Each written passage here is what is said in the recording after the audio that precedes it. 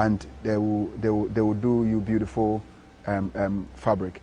And if you want to also help Wounds of the Heart program, 0559-535554, you call this number. If you want us to contact your ward addict or anything, you can talk to us also, and we will connect you to people who may or can help you in that regard.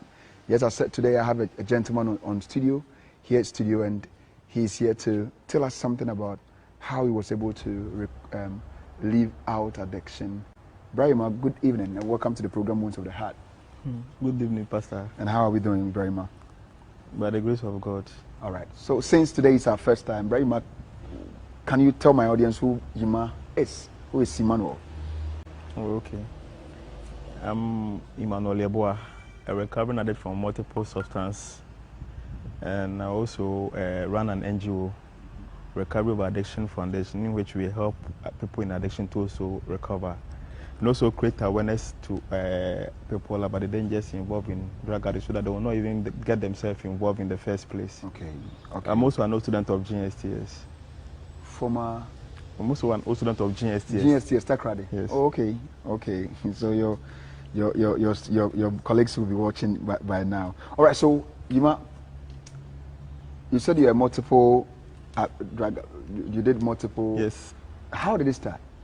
I would say I was in the room with an uncle. I was staying with an uncle, and we were staying in the same room. And those days he used to smoke cannabis inside the room. So if he's not around, and sometimes if he's going to the ghetto to smoke, he will hold my hands to the ghetto. So when I was going up, I thought it was a good thing. So if he's not around, then I also want to try, because I always see him doing it when, do you understand? I wanted to also want to know the reason, because it's like if you are a child, you are very curious, want to practice different things. So that was when I started in the first place. So you started, your uncle introduced you into cannabis. Yes. Precisely weed. Weed. What age were you then? I think around 9 years. I was around 9 years by then. What class were you?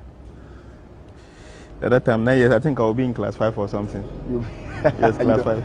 You'll be in class 5 or something, you don't even know. So yes, I'll be in class 5. So as young as you were, 9 years, you started cannabis. So after doing that, what happened next? So now you have been introduced into it by your uncle, but probably he didn't ask you to do it, but then you were into it with your uncle because you saw him drinking it. Doing it. What happened afterwards? So the first time that I tried, because I wanted to have a feel of it, so that day I ate, but I didn't continue smoking again. You ate after?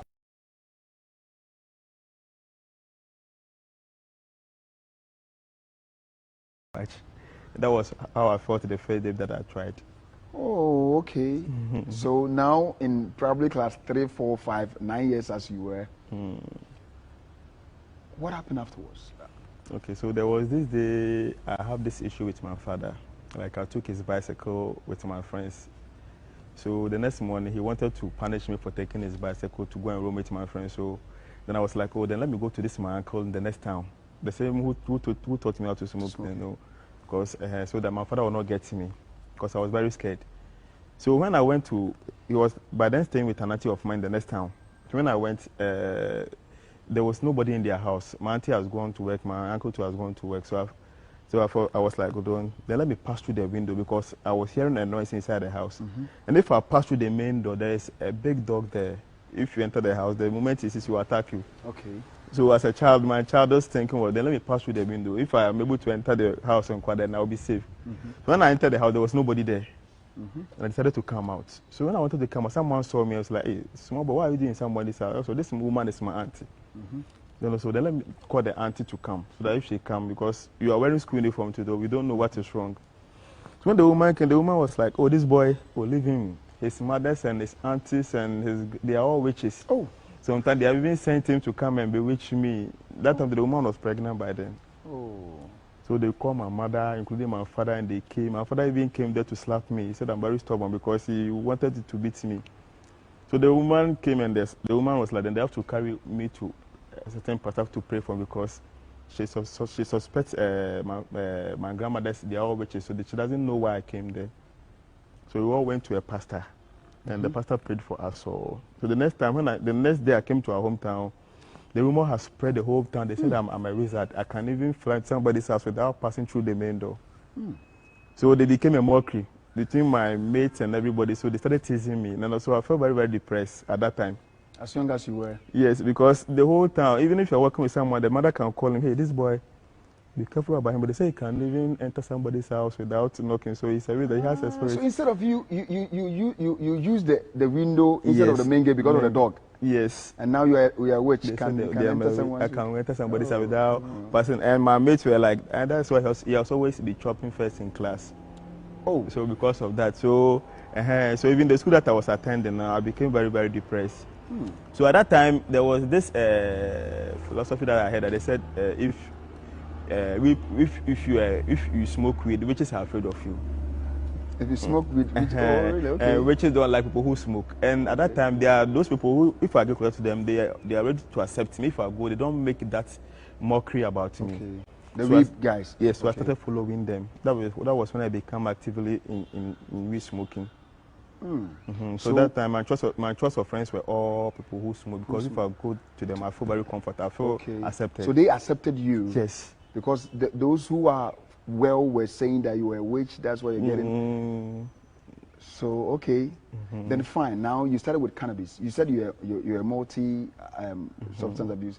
How did you enter into the rest of it? So JSS, I was abusing cannabis small till I entered into senior high school.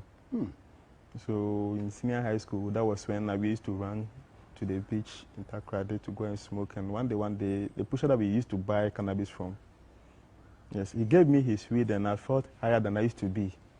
The pusher? Yes, so the peddler. Yeah. The one who sells the drug. So he told me that, he has added a little bit of cocaine.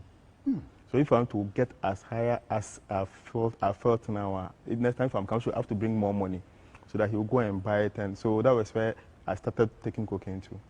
So it was the peddler or the pusher who introduced you to cocaine, blending cocaine with cannabis. It's called cocktail. That one, you fetch a little amount of the cannabis, then mix it with plenty cocaine, then you roll it, then you smoke it with cigarettes. No, please don't try this at home. Don't try this at home. He's telling us what happened, but please don't try this at home. I want to see how they blend the cannabis and the cocaine. That's what I'm asking. So come again with that portion, yeah. Like a little bit of cannabis, the under of the cannabis, then you mix it with the cocaine, then you roll it small, and then you light it with cigarettes. And that one, if you smoke, you don't allow the smoke to come out, or you inhale everything inside. You smoke small because it's expensive. A bit of cannabis. A small bit of cannabis. Inside cannabis, they have the under and the raw cannabis. If they bring cannabis and they process it, they take the correct one, then they remove the under. So the under. Okay, the rest, the chaff, the chaffs, and then you fetch some more, then you add cocaine to it, then you roll it. As you are rolling cannabis in so that one is called cocktail. That one, and then you smoke it with cigarettes. So how do you do it? How do you blend it with cigarette? So if you roll it like you are rolling cannabis now, so you light it with cigarettes. Okay. Because it's mixed with cocaine and weed. If you light it small, it will go off. Okay. So you light it with cigarettes. So that you light it with cigarettes, then you pour fire, then by the time you remove the cigarette, it will go off. Then you hear the smoke inside your body. You don't allow some to come out. So is it possible? So how can this? I think that when you guys smoke, it should come out. So it is small. So you inhale it all into the body. Then before you start breathing. Because you breathe out. Because if you inhale it inside, you steam. By the time you steam, by the time you breathe out, all the smoke has entered into the. But it's because it's very expensive. You don't allow some of the smoke to come out. not even one. Viewers, I've interviewed a lot of people, but this techniques, this is my first time of even hearing it. But you see, I want our parents to take notice of this. 9 years old, he started doing cannabis. 9 years, entered into senior high school. And JHS, he was still doing it. And people that he got himself with were people who smoked because they accepted him as JHS. And now he's telling us that he entered into senior high school and they even ran into the beach to sell. And the peddler, the one who sells the weed to them as student, introduced him to what we call cocktail, adding a bit of cocaine and the chaff of the weed and smoking with cigarette. So in your school days, were you able to concentrate in school? And how did addiction was it okay with you in school? What happened? What really happened in school? It wasn't okay. It's like you will not stay in school. Anytime when you wake up in the morning, instead of you to go to class, you put colored clothing inside your bag, you flip the wall, you change, you remove your uniform, you wear mufti, you go to the ghetto. 24/7. So even the teachers got to know that's what I was doing in school. I was even caught. They gave me to school counselor for her to be counseling me. Went to suspensions. I would say because of the drugs, my SHS was full of trouble. Every semester, every time I have to go on suspension. Every semester you go on suspension? Every semester I have to go on suspension. Even when I was complete school, I got arrested. We'll come there. We'll come after. We'll come to the rest. So in school, did you have gangs? Did you have people you was working with in school? Did you introduce people into weed? Yes, I introduced people, and I wouldn't say I have gangs. But there are some people when they also see your life, the others would not like it, and some people when they see you from afar, they would like to work with you. Do you understand? So if I'm there and you approach me that they want to work with me to wherever I'm going, fine, I'm okay. But I will not come and lure you to come and smoke, because if the authorities get to know us, I'll also be into trouble. So how can you even guess how many young new students that you may think you introduced them into smoking? Yes, and even some of them, as I'm in recovery, I also see some of them on the streets. Oh. And some of them, even if I try to advise them, they felt say, oh, they don't have any problem. They're okay with the life that they are living. I saw one at Medina last time, and I was very, very. So that's why I have the urge to also come out to speak, because I thought we didn't know before entering in the first place. The best thing is to teach the young ones so that they will also get being lured into this same situation. And as I met them, their story is just like mine. You meet them, oh, I went to KNUST, I went to I went to this, I went to Central University, but now I didn't complete all the schools, and they all end up in the ghetto. So were you able to finish GSTS? Yes, I was able to finish. And I wasn't learning that. I wasn't learning at all. But I was able to go to Polytechnic by then. With good grades? I would say I wasn't learning. So I had some BB and CC. Because in GSTS, if you learn automatically have to pass and go to either Tech or University of Ghana or UMaT.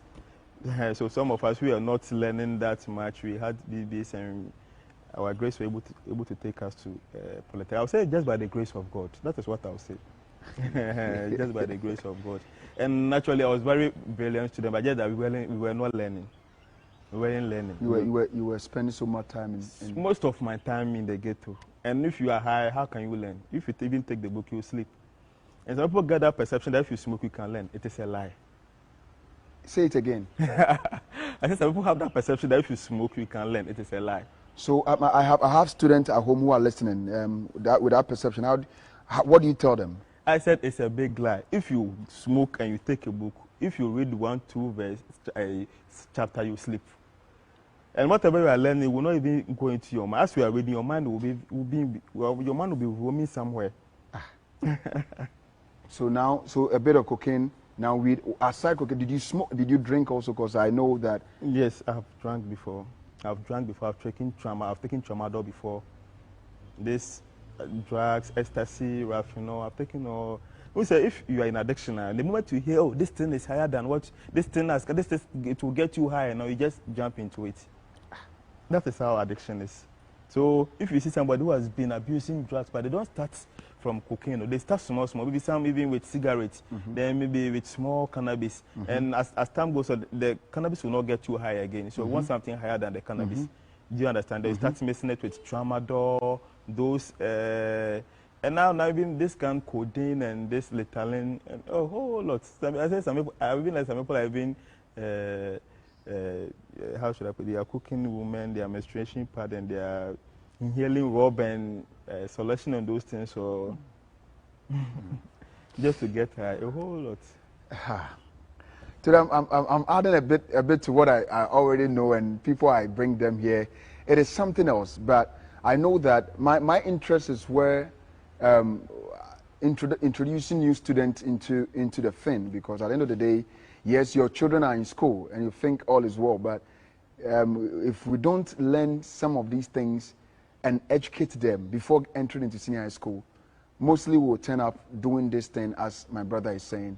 So we're in senior high school now, we are done. At a point in time in your social life, how did it affect you? It affected me so much socially because you will lose some kind of friends. Even some people come closer to you because of your attitude. Because with drugs, you become a manipulative. You become a thief. Do you understand? Mm-hmm. So nobody will even like to work with somebody like you. Your physical appearance, how you conduct yourself. Mm-hmm. You understand? Mm-hmm. People will see you, maybe some of them, you see them about maybe some month, you are not bathing. You are always, your clothes are dirty. You understand? Mm-hmm. And so you lose a whole lot. You will not even get a better work to do. Do you understand? Even you will not even think of getting a girlfriend because you are married to the substance. And most people who are into drug addiction, those called the junkies, they don't Mm-hmm. get married. Mm-hmm. They spend all their years with the drugs, and you see them dirty on the streets. They ended up in the streets either begging or picking scraps from the gutter. They become a liability to the society. So before then, so how long were you into addiction? I would say more than 20 years. 20 years. More than doing all sorts of addiction, or from weed to tramadol to diazepam, ecstasy to cocaine, a whole lot. Cocaine, the cocaine became the last cocaine. So I was able to go to rehab and I had my recovery. So cocaine was the after all the cocaine was Yes. the last that. Yes, cocaine was the last, and I've tried heroin before, but I think that one, it was very expensive and it was once. But cocaine was what I was abusing mostly. From the university, we just drop out. Most of my friends, if you see them, they are in the office, married with apartment. But here I am now. I'm now picking up the pieces together so you can understand.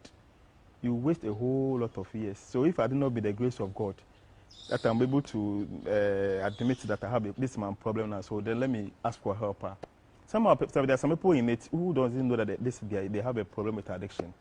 And with drugs, you get into multiple troubles. If you are not like, drugs is threatens. You either go to an institution like rehab, then you change. The next is jail. And the list is premature death. There is nothing that you can escape from these threats with drugs. And most of my friends have been jail out. Others too have been rehab, home, no improvement. So your life will become stagnant. So no improvement. So when you look at your colleagues who are in the offices, and do you call them? Do you talk to some of them? Yes, you talk to them, but not everybody is willing to welcome you closer to him. Even when as you are in recovery? Yes, because some might think, oh, this guy, he wasn't serious in life. This guy, do you understand? Not everybody would like to, and not everybody has that compassion. But my thing is, if you come to him, the conversation will be like, then maybe he has to help you with something, or I don't know. Do you understand? So most of them, not everybody, but some of them are also, as I'm clean, some of them are, I'm cool with some of them, but not everybody. And some of them, because of your past, they might think, say, oh, this guy, or if I give him an opportunity, maybe in future I can even do something, because you have the past there. Listen, not everybody that believes in change. Do you understand? So you take people who can see from afar. All right. Like men of God like you. All right. So that socially you were not able to get closer to people, and you lost a lot of opportunities. Yes, addiction, most of addicts, they live in isolation. If you have ever stayed with addicts before, they always try to be like where people have. They don't want to always be fit into the crowd. Why is it that? Because addiction dwells in secrecy. So you have some category of people you feel you don't feel as part of the society, that the community that you find yourself. You don't become productive. So you feel, say, oh, anytime we try to draw away from whatever that is productive, that is what I would say it. Something that is productive, you just want to be with the gangs, then you hide, then you go and sneak and do something bad. That is what addiction calls for. You said your parents they separated or divorced. Yes, they divorced at a very tender age. I never grew up with both parents. Yes, I never grew so up. How was their involvement with them? How was their involvement? Your mother, who did you stay with, Pa? I would say I stayed with my mother small, but the person I stayed with was my grandmother, and later I came to stay with my uncle in Accra. So he was the one who took me to SHS and paid my school fees and everything. All right. Yes, but my father too was also abusing alcohol and cigarettes. Yes. So when I was a child, before I would even see my father, I have to go to the bar. The bar.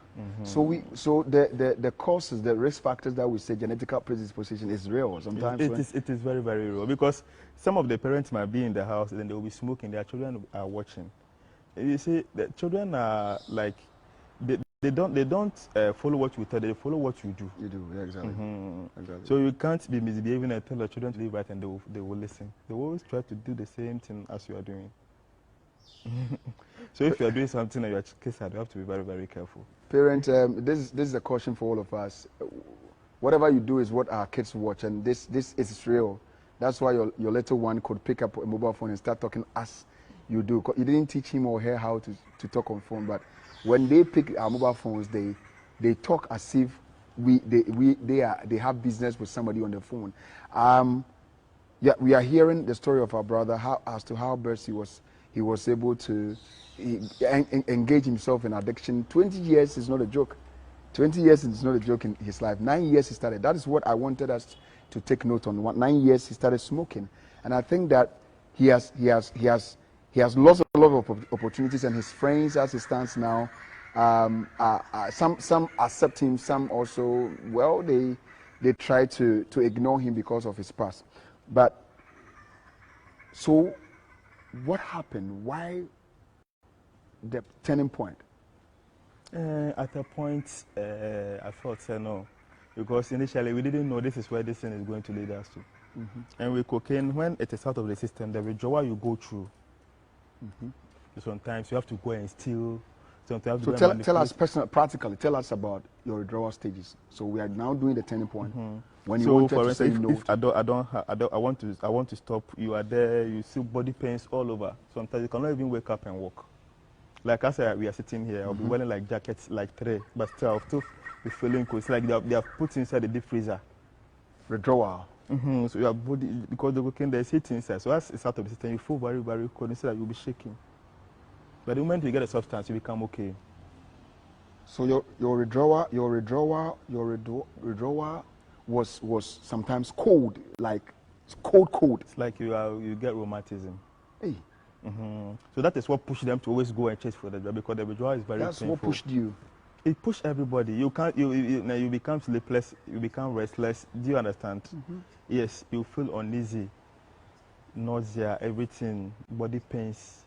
So the best thing is to just go for the drug. So whatever you do, so that to avoid that withdrawal, you always have to do it. That's why if you want to stop, they have to take you to rehab center. What did you risk in stealing something to buy? What was it that moment? I remember I went out to beg a friend for money and he wasn't there. So I was swimming and I entered into one hotel. And the people were swimming at the poolside, so I saw someone's phone. I didn't plan on going to steal, but I didn't even know the hotel. So I took the phone and I was just going because there was a back door. So as I passed the back door, I saw there were securities there. So I have to cool down, be gentle, as if I've not stolen anything. They opened the door for me and I was able to get out of the hotel and I started running. So as I started running, I saw that they are calling. I didn't pick, and I went to the ghetto and went. And that's so how much did you sell that phone? One thing about if you are junkie and you steal something, you are taking whatever money they will give it to you, you take. So do you remember how much you stole? I think I stole 150 cities. And what phone was it? I think those days it was Samsung's Galaxy S6. Those days it was Samsung or the latest phone by then. And you sold it about 150 cities? 150 because you want to, your techie is... If you go to the gate, there are people who also come there to buy those things. Oh, okay. Okay, it's a marketplace. So if you come, they also call him Charlie. Because you can't go to town and go and sell it because you needed the money. If somebody see you holding it too, you can be held responsible because it's a stolen item. Do you understand? So they call a friend and he also came. We bargained. I thought the money wasn't good, but because I was so desperate, then I took it like that. Even that money, but the next day the money. 150 cities is gone. Cocaine is gone. Oh, yeah, everything will go. So I don't know what to say, but it is that was the risk you took that time. I've taken so many risks. I've sold all my belongings inside my room, even our house. Even if I enter my mother's room, whatever I'll see, yeah. So at a point, they will not allow me to enter anybody's room. I'll just lock everything. You sold your room. You sold everything. Even if like somebody had wanted to rent the room so that I'll go and sleep at the gutter, like I'll rent the room out. I wouldn't lie. I have people who have moved out from their house about 2 to 4 years now. They sleep at the ghetto. They sleep on veranda. They don't bath. They are close the same as I saw them about 2 to 3 years now. And they are okay. They wake up. They'll go out to the streets, go and pick scraps. Others go and steal. Others go and manipulate people. People go and beg. Little later, they all come together and use their money for the drugs. Viewers, it's something else. Sometimes I feel I get goosebumps when I hear things like that. There are people on the streets, not necessarily they want to be there, but certain situations cause them to be where they are today. Not that they are not from good homes, so they are people from very, very, very good homes. Then what was the problem? Yes, that is when addiction take over you. That is all. So at a point, your people will try to help you. So if they try and you are not helping you, they feel say that is what you want to do with your life, and they will leave you. So how do you see yourself in the rehab? When I went to the rehab, when I went to rehab, I felt regretted. So who took you to the rehab? How did I confronted one pastor. Okay. In my hometown, Well of Salvation Ministries, Prophet Collins Nyako. I always thank him at every platform that I go. So I confronted him and was like, oh, this is the devil plan to destroy your life, because as you keep taking the drug, it will destroy the body. And the purpose of God for your life will never come to pass. But as you have come to me, I will make sure that you go to the rehab and come and stay clean and do the work of God. So he didn't use prayers. He took you to the rightful source, rehab. Yes, and will add prayers to it. He's a man of God who, if you tell me you are sick, he wouldn't say, I'll pray for you and you get healed. He will tell you, go to hospital. That's fine. Even if you don't have money, he'll give you money, go to hospital. Then maybe after that, if he will pray for you, fine. He will never advise you that, oh, I'll pray for you. No. I have never heard anything from him before. So which rehab did you go? I went to Pantan Rehab. Just Pantan Rehab. So you were in Accra? Yes. So if you go Pantan, they will assess you. You go to assessment ward. So if your case is not where they have to admit you at the mental ward, then they have to, because they know it's the addiction that is causing the problem. If it's addiction, they have to go to rehab center. It's, I would say it's character modification, behavioral therapy. So they will just teach you, because addiction is a learned behavior. So they will teach you gradually to unlearn it. And in psychology, I learned if you do something continuously for 21 days, it becomes your habit. So rehab, it entails a lot. It's both psychological, spiritual, and physical too. So they teach you all the techniques, the tools to apply in every situation, so that you can be fit into the system, into the society.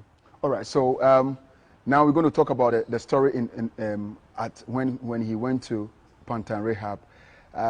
In case you just joined, we are Brahima here is talking to us about his recovery journey, where he started, what happened to his life, and where he's heading towards now. You can share the platforms to your church platforms, your adult, young adult, wherever platform you want to share, because this is a storyline for people also to learn something from it. I don't want you to go anywhere. Stay right there, and I'll be right back.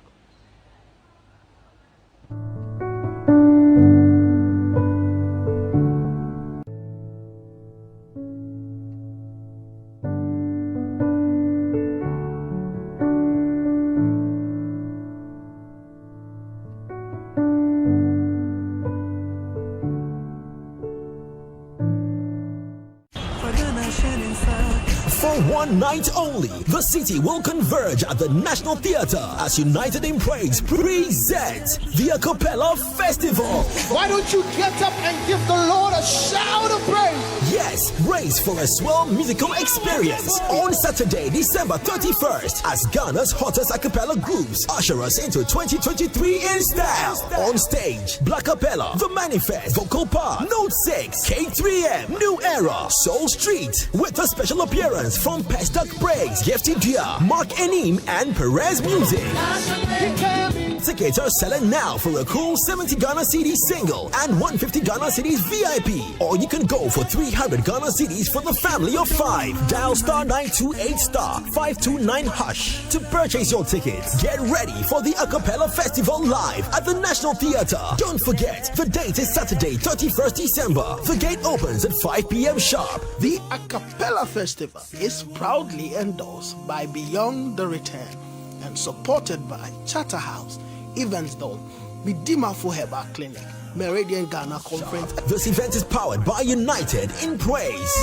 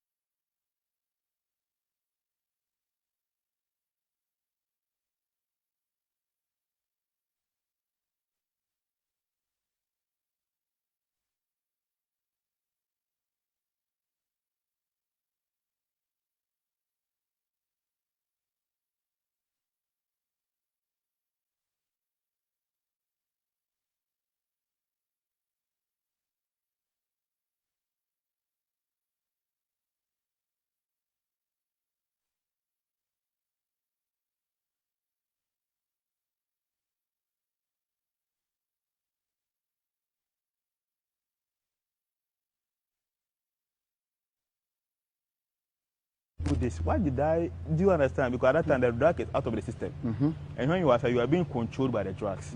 So that is where you try to reflect. Why didn't I even focus on my school? Why did you understand? So you try to find out the why of everything.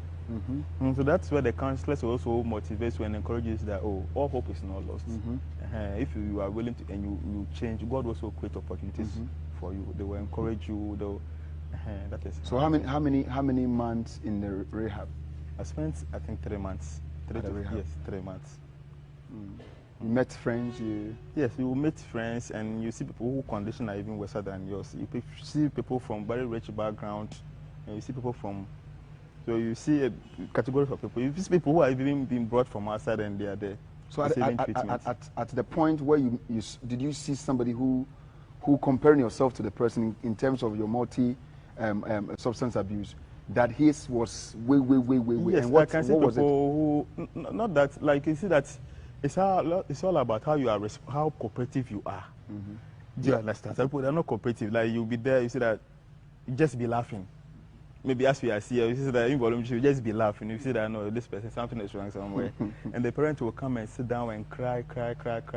And there's some people they will even be there more than 6 months. But looking at their condition, they cannot accept them in the house. They will still have to be there and hope that maybe one day they also get their recovery. So comparing yourself to somebody, you entered with multi-substance abuse. I was far better because even when I went to the crowd, the counselors were even saying. So even they even making when I was about to leave, I was even the head of the residents there because they were even feeling pity for me because they say I'm very, very intelligent and do you understand? And very cooperative too. So you met somebody who was also addicted to probably cocaine or whatever, and there are some people probably they may be way older than yourself. You also be older than some people. I was one of the youngest guys there. I met even one man who was almost 67 years. He has never married before. An addict to what? Addict to multiple substances, like as I was saying. Very, very old. And all his life? All his life. I met someone who was about 50 years. All his life has been addiction. No marriage, no children, no anything. So this is what addiction can lead you to. And even in rehab, I remember when they were doing my detox for the first time, and I lost my life in the rehab. That is why even... detox, okay. That was where I even thought I shouldn't even go back again to the substance because this is the last chance God has given me. So how did that... There was this infusion inside my veins, and I was asleep in the night. So to the night nurses, they were also asleep. And if the candle inside your veins, I shook it and it came out. And so I started bleeding, and I was asleep too in the night. So I was bleeding, and it took someone who was just sleeping beside me to wake up in the night to say, oh, because when the guy wake up, my bed sheet, the floor were all blood, and they were trying to wake me up. I couldn't wake up, and I could see they are calling me, but if I talk, the voice can't come out. So at that point, I thought I was dying. So I thought I was dying. I thought my soul is leaving me, and as like a scenario, as my soul, I also for something that's blocking me on the way, and they were telling me that you've not finished what you are supposed to do on this side. So do you understand? Immediately, and I just wake up. I wake up open, and that time if I speak, I can see they can also hear me, and I told them everything. So that night I was like, so if I have died, what would have happened? So I cried the whole night, and I said, this thing, drugs, I will do everything in my ability to stay clean. That was a turning point? That was a turning point in rehab. Now, I said to myself, no matter what I go through, I will never taste drugs. And they also assure you that the temptation is there. If it's a rehab, it's a confined area. Exactly. But if you come out, the old friends are there. The community, you can pass a place, you see people smoking, it can trigger you. So they will teach you all the techniques. Some friends you are supposed, even some people after rehab, they advise you leave the previous community you are staying to different environment altogether. So these are some of the, so if I face nature, I just call my counselor. This is what then in my past year. If somebody is provoking me or if anything, I know people have to call so that they also in decision making and everything. So at which point did you tell yourself that you want to come out there to let people know what Yima has been through and what we need to stop? This idea came when I was in the rehab. When we were in the rehab, we were discussing. I was like, then I have to let people know because if you wake up and just one day just visit rehab center, they will hear you. That's where you see strong and energetic, good-looking guys, and because of drugs, how they have messed up there. who can be productive to our country. So I thought, so if this thing is causing this much harm to our youth, then why don't I come out to, tell people? So the idea came when I was in rehab, but when I came out, because I didn't have a platform to share, so it was a friend who was having a YouTube channel. And we started. And even as we started, people started bashing me. My friend was into addiction, threatening me and all over. But I thought, this issue has to be addressed. So they threaten you to what? To kill you or something? Yes, on several occasions. Some even tried to knock me down with car. That's why I even moved from my community and I came to Accra. Because you are advocating. Yes, yes. Even tried to poison me and things. So, but it doesn't put fear in me because I thought this issue. The more I try to talk, the more I try to speak to people, the more I also become relief. I also become free. Exactly. And the more you help people to stay clean, the more God will also help you to also stay clean. There are a lot of people who are are in recovery but can't come out. Like yes, because of the stigmatization. The stigma. Even what I'm doing requires attached to everything. If you want to go and do someone's work, this guy, in Ghana, they like to listen to people's past, and they were going to, because all my interviews I've done, everything my social media handles, my YouTube channel, everything is there. So if someone go, this guy, they say he's this or he's that, or if the person is not bold enough or he can't see from afar, he doesn't believe in change, there's no way he will employ you.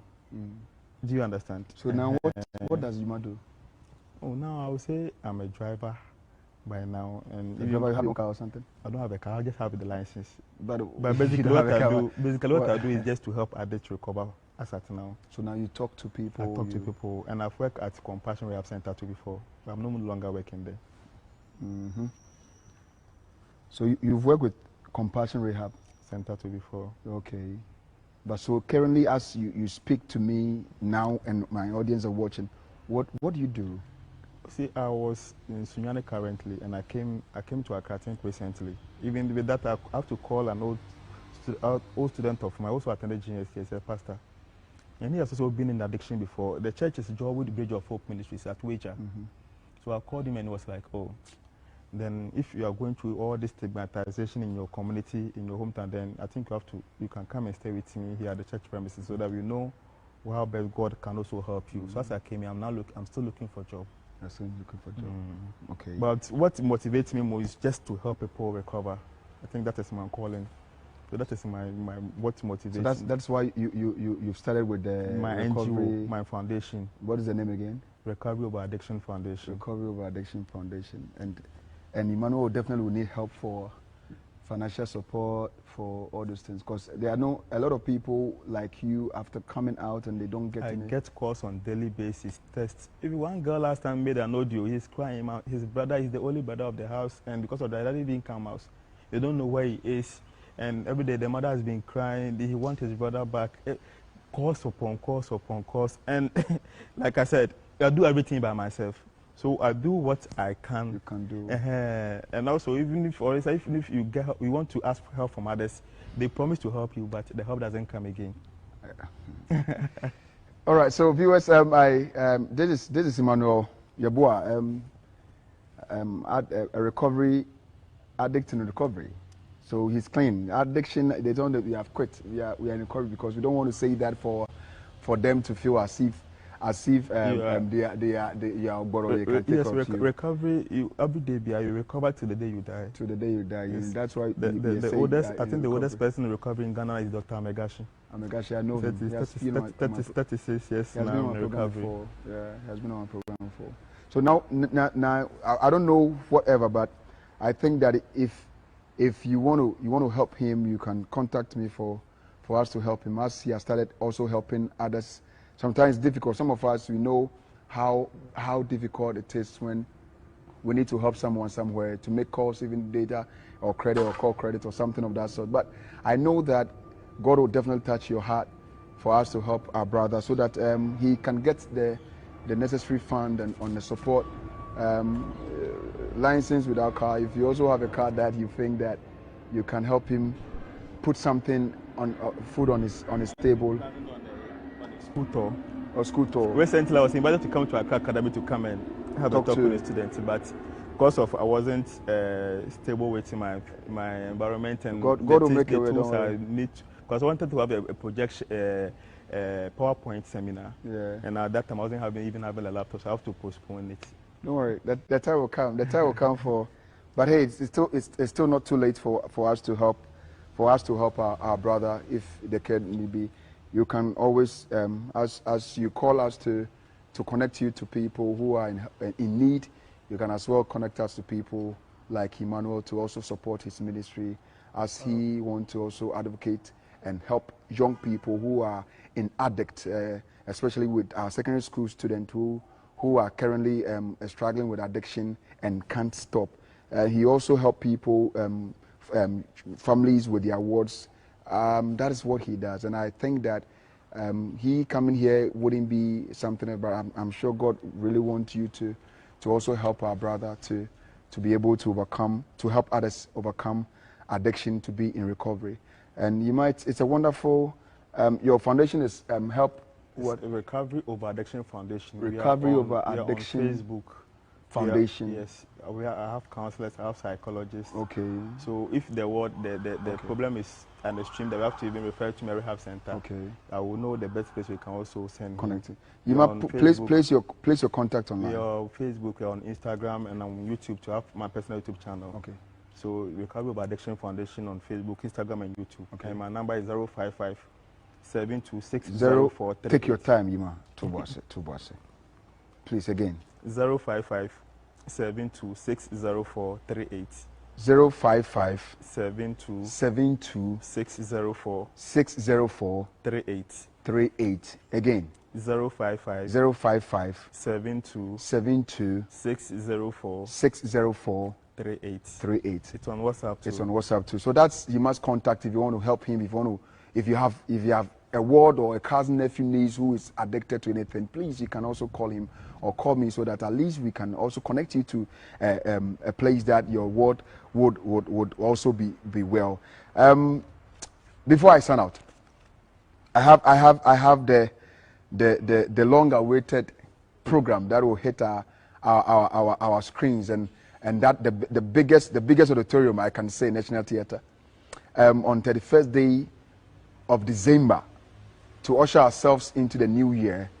It is Pella Fest. Hope TV brings you Pella Fest, of which, if you are a fan of a cappella and you know your old acapellas, that the Black Capellas, the Signs of Hope, the Manifest, the New Eras, and the Soul Street, name them. It will be a night, that stage. You will see all these acapellas, guys, doing what they do best. And they are also invited guests, Makeni Murenchi, Perez Music. We have everybody. Please, I want you, if you want to reflect for the next year, 2023, please, the best place for you to be is that of the National Theatre. And ticket, it's very cheap. Comparing it to what we see on TV, it's very cheap. If you want to come alone, it's just 70 Ghana Cedi. It's just 70 Ghana Cedi. If you want to come alone, it's just 70 Ghana Cedi. But if you're a family of 5, you can gather 5 people as a family and buy that of the 300 Ghana Cedi. It's just 300 Ghana Cedi divided by 5. How much you go pay? So please, and we have the VIP that goes for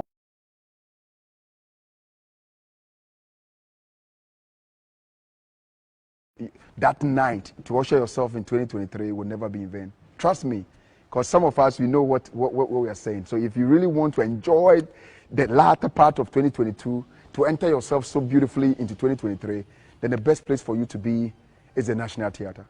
The program starts at 5 p.m. red carpet, and 6 p.m. we are good to go with all sort of a cappella. That's when you're going to use any instrument, its voice you're going to hear. And if you love music, just ask myself, please, don't look anywhere. 31st evening, the place you're going to be is the National Theatre. And the ticket is, the regular ticket goes for 70 Ghana Cedi, as I said. The VIP is for 150 Ghana Cedi.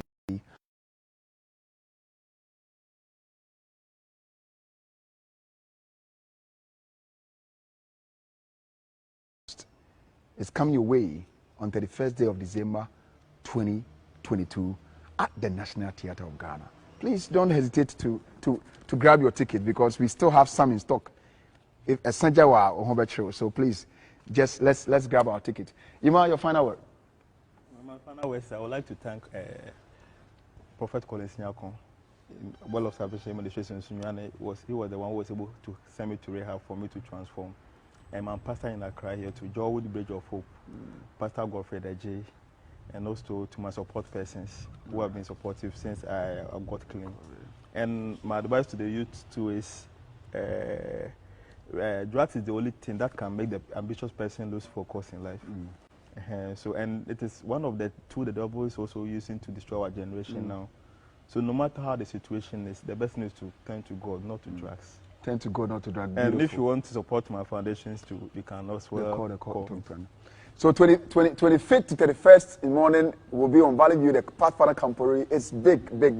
So please, we will gather together, and Hope TV will be taking them. So please let your TV set be on Hope TV from 25th to 31st morning, and it's going to be beautiful. It's going to be fun with our Pathfinders converging at the Valley View University for the extraordinaire SGUC Pathfinder Campori.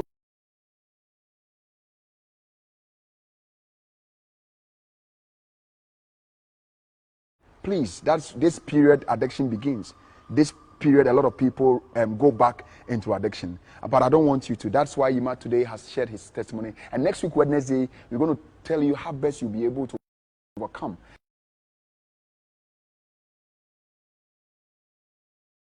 Best you'll be able to overcome the recovery, the withdrawals, and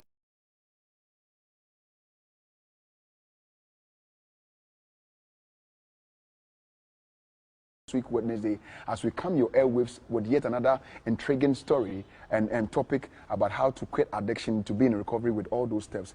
I have been your regular host, and the name is Pastor Daniel Abedu Bidiaba. I'm out.